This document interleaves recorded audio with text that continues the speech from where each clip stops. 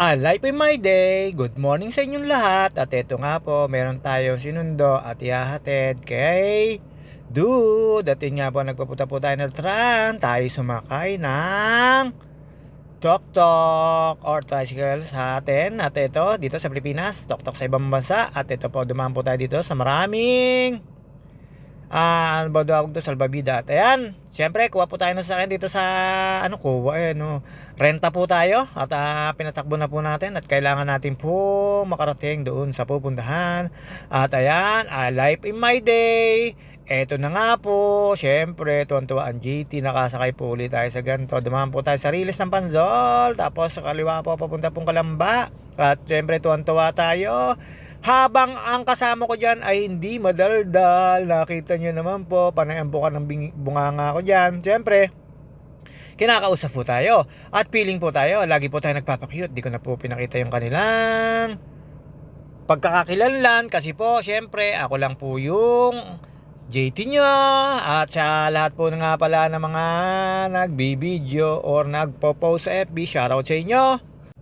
Napakasarap pala pong sumakay sa ganito. Tapos syempre hindi ho matagtag at hanggang apat po yung cambio niya. Tapos may reverse. Yun po, tinatanong ko po kasi siya dyan. Tapos ayun, syempre presyong pang ano lang din po, pang 3 gulong. Pero ito 3 gulong din po ito. Tok-tok po to sa ibang bansa. Tricycle naman po kung tawagin sa atin. At syempre pampasada na po yan. At safe na safe naman po. Ayun, medyo matulin na nga po. Hindi ko po alam kung ilang horsepower. At ayun nga po, pagkatid namin, ito na po tayo. Solo na po ako pabalik. Natin ko na po. Ayan, nakita nyo naman po. Syempre, feeling tayo. Nagpapakit po tayo. Ayan, palabas na po tayo ng isang subdivision. Pauwi na po. At syempre, alam nyo naman, hanggang ganito na lang po tayo. At yun nga po, sa kanto na lang po ako ng Losnal City bumaba dyan. Ayan, nakita nyo naman po. Tuwan-tuwa po ang JT nyo.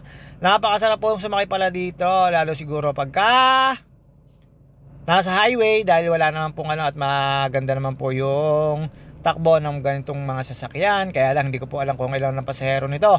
At po lapat na lapat po yung likod nyo. At yun nga po, pagkababa ko po sa kanto, eto, lakad na po tayo pa uwi dahil hindi naman po tayo mag-special service. Sumabay lang po tayo pabalik.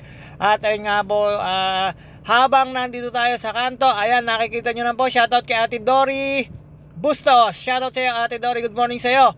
At syempre, pag nakita nyo na tayo ay nagbibideo, alam mo na yon. At ito, ang dami po natin nadaanan dyan. Dumaan din po tayo sa aming libreng resort. Ito po, papasok po tayo dyan. Nakita nyo po, busy yung aming kalsada. At nadaanan ko po dito si Scott Brian Luzon. Shoutout sa iyo. At kay Ate Iska, ayun, nakita nyo naman po yung asawa ni Consial Barok.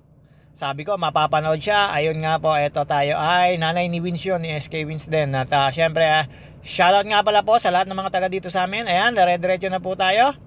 Habang tayo naglalakad pa uwi dyan, marami po tayong nakakasabay paglalakad. At shoutout nga pala po dun sa kakilala kong mainit ang ulo. At nakita ko po dito si Ate Rowena. Nabakalan ko pa ng 10 piso. Nagulat pa ng kinalabit ko.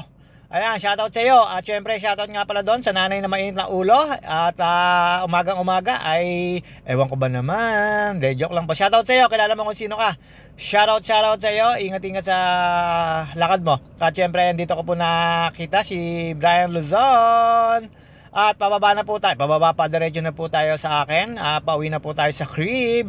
Eto lang po tayo. I life in my day. Mga ka-JT, alam nyo naman, uy, may bago kang word. Ayan, nag-peace bomb si Scott. At ito po yung aming resort. At nakita ko po dito sa Ate Iska. Hindi man lang dinadalaw ng panganay na anak. Ewan ko ba naman, nasa may purok 2-3 lang naman. Hindi pa mapuntahan. Ayan, natapos na raw po siya magpainet. Shoutout sa Ate Iska. At syempre, dire-diretso naman po tayo dito. At hindi na po magtatagal ang video natin. Babus!